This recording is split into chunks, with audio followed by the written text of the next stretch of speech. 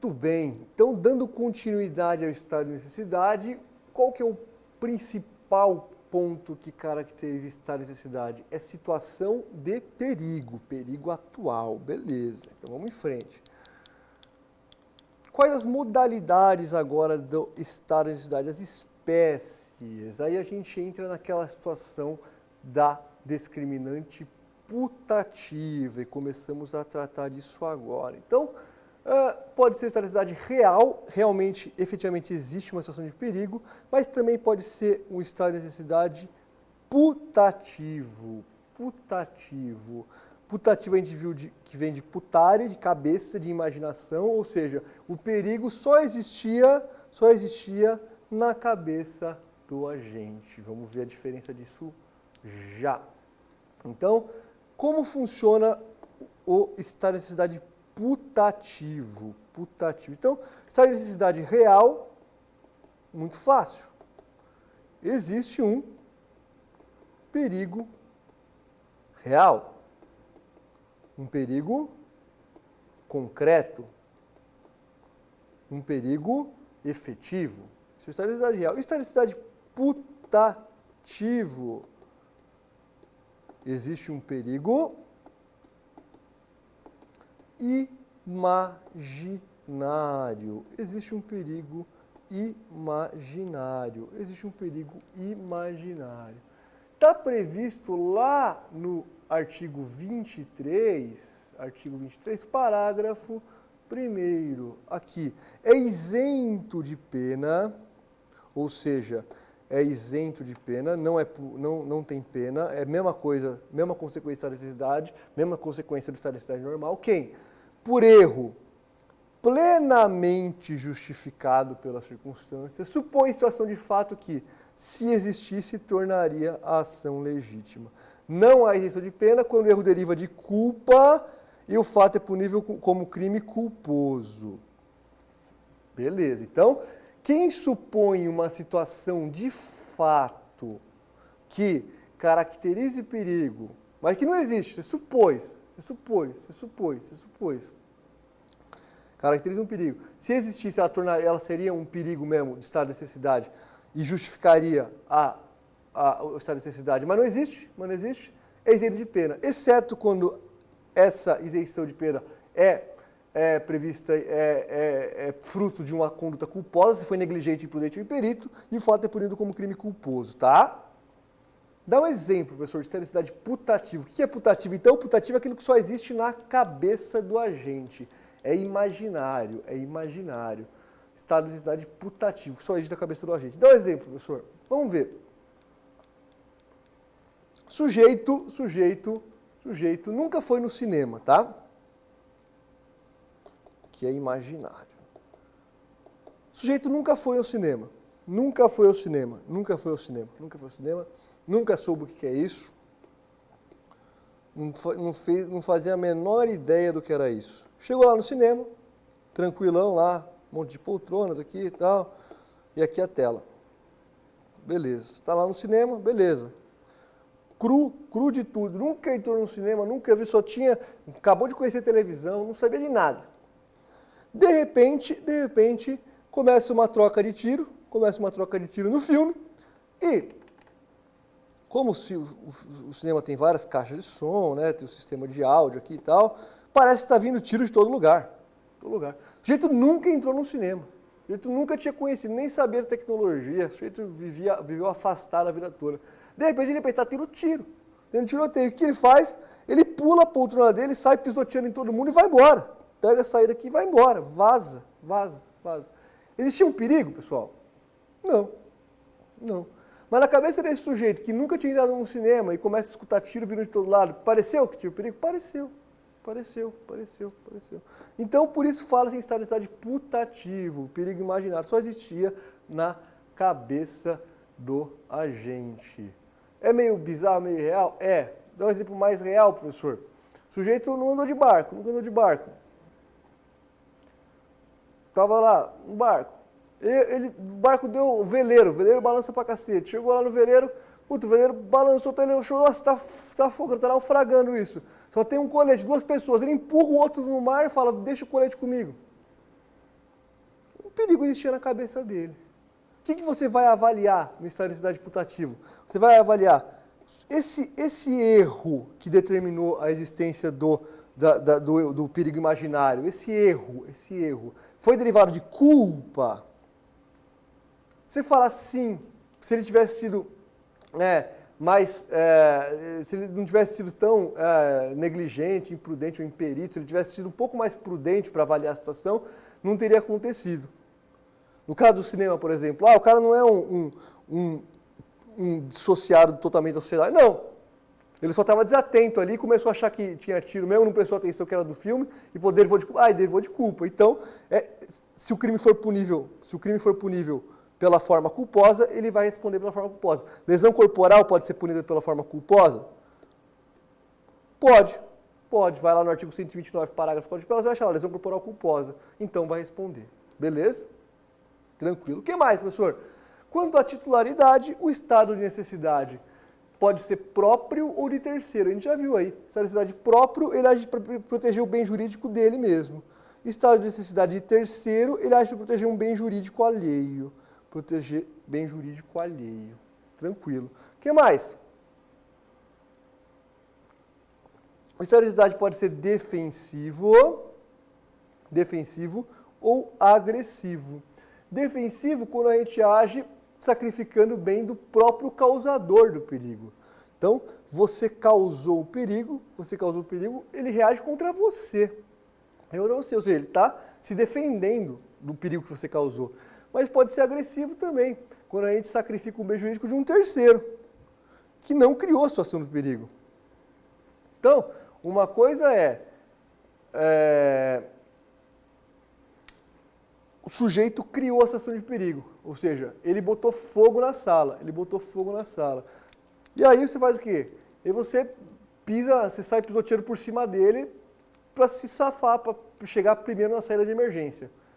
Você agiu aí, você agiu aí numa seria uma lesão corporal, teoricamente, mas ele foi o causador do perigo, se defendeu dele. Ou pode ser o agressivo. Você não sabe quem causou incêndio, alguém causou incêndio, algo causou incêndio, e você saiu pisoteando todo mundo. Lesão corporal em todo mundo. Mas e daí? E daí que você agrediu o terceiro mais para salvar a sua vida. Então pode ser defensivo ou agressivo, não importa. Todos, seja defensivo, seja agressivo, ambos têm a mesma consequência. A gente viu aí sobre o dever legal de enfrentar o perigo. Claro que isso tem que ser interpretado com razoabilidade, tá, pessoal? Tem um tsunami. Tsunami. Não é um mar bravo, é um tsunami. Dá para exigir que o salva-vidas vai enfrentar o tsunami? Não. O bombeiro. O prédio está caindo, literalmente, está caindo. Dá para exigir que o bombeiro entre lá? Não. Razoabilidade. Os bandidos estão com 5 metralhadoras, o policial militar está com a pistolinha, dá para exigir que ele vai enfrentar? Não, razoabilidade.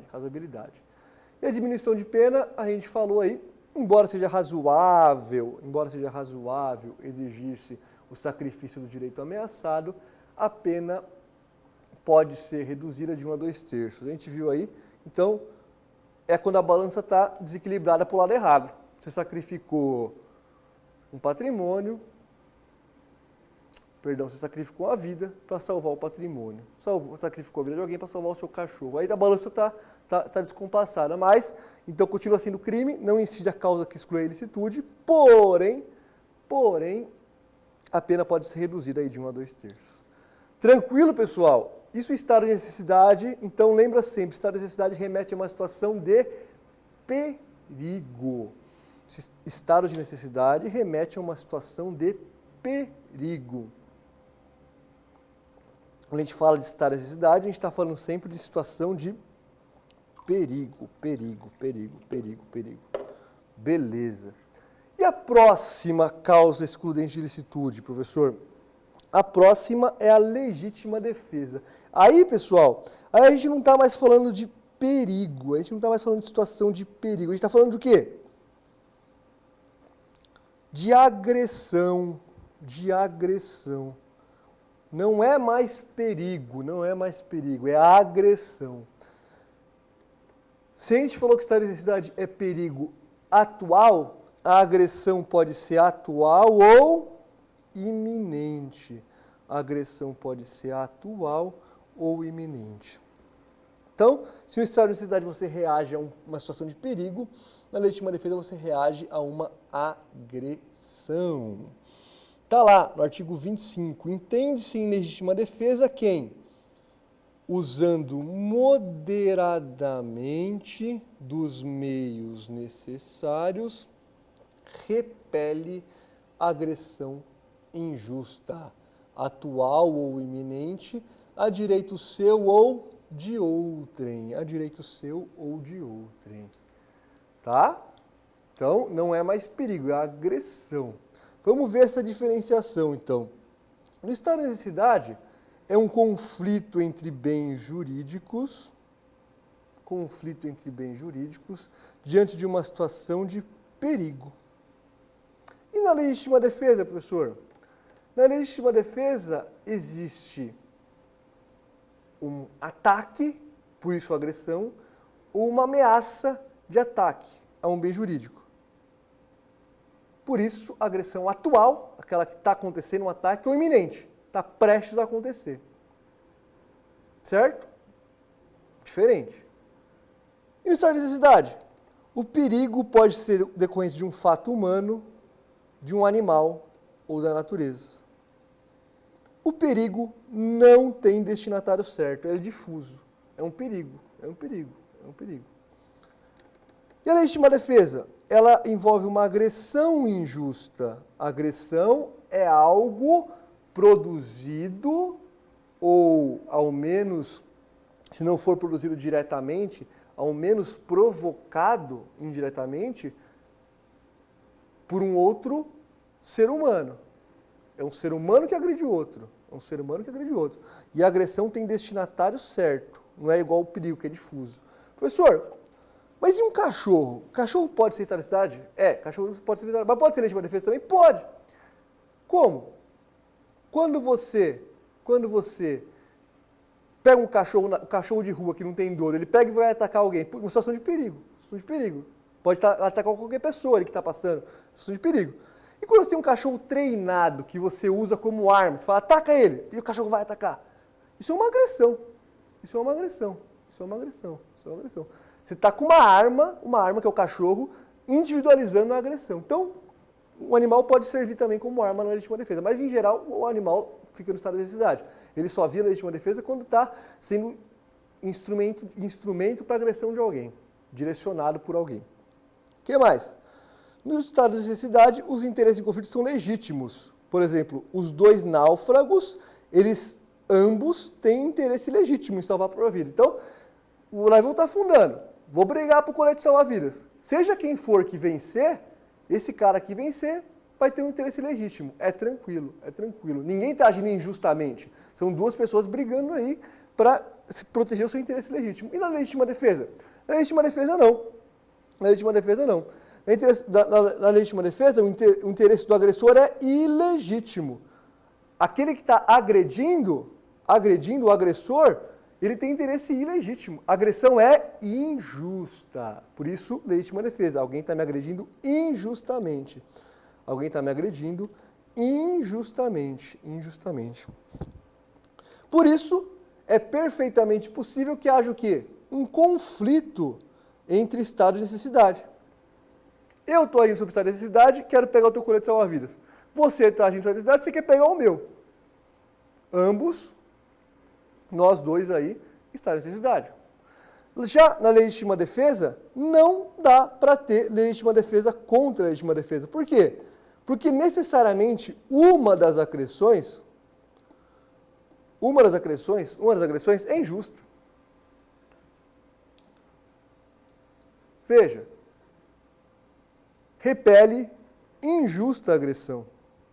Se a agressão é injusta, eu estou reagindo com uma agressão justa. Então, A versus B. A está agredindo B, B reage.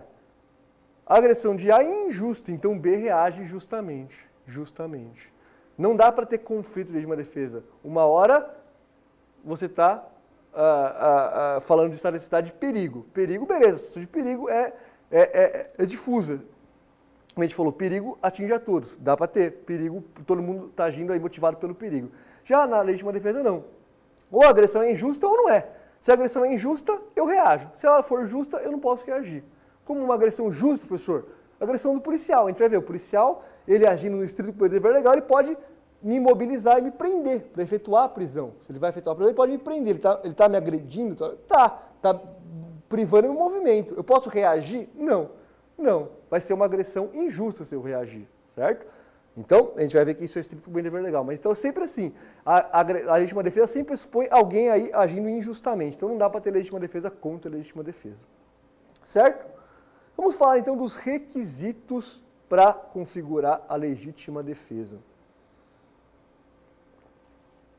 Primeiro, deve haver uma agressão injusta. O que é agressão então injusta? Agressão é conduta humana que ataca ou coloca em perigo bem jurídico.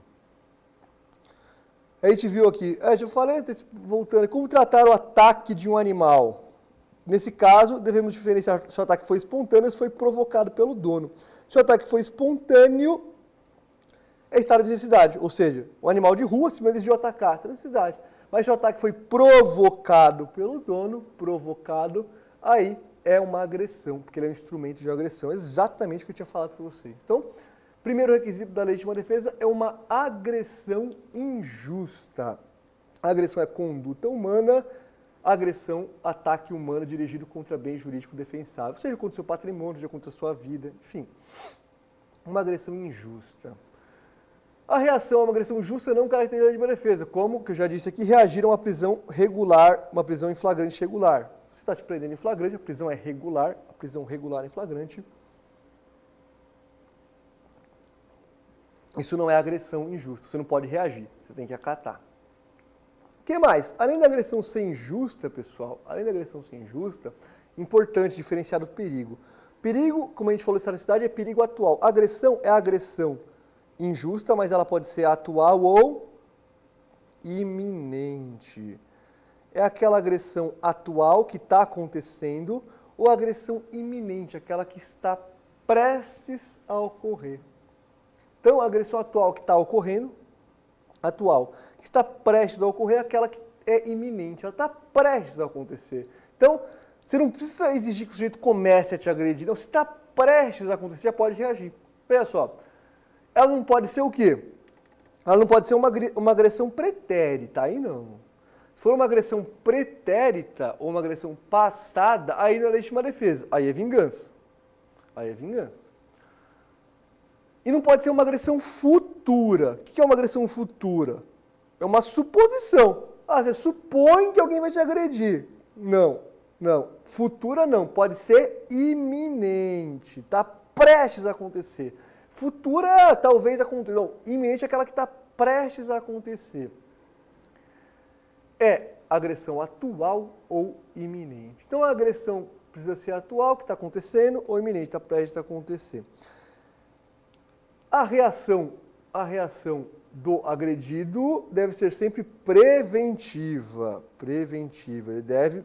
A prioridade dele é impedir o início da agressão. Ou então interromper,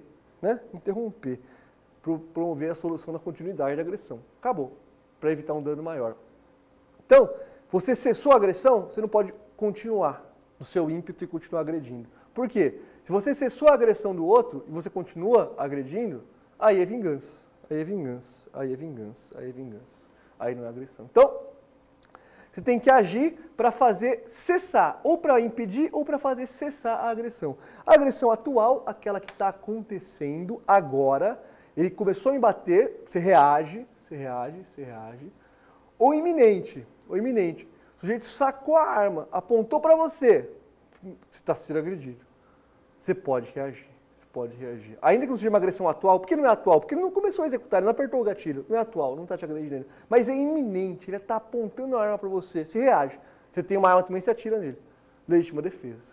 Tá? Agressão atual ou iminente, nem passada, nem futura. Voltamos já para falar disso aí, pessoal. Até já.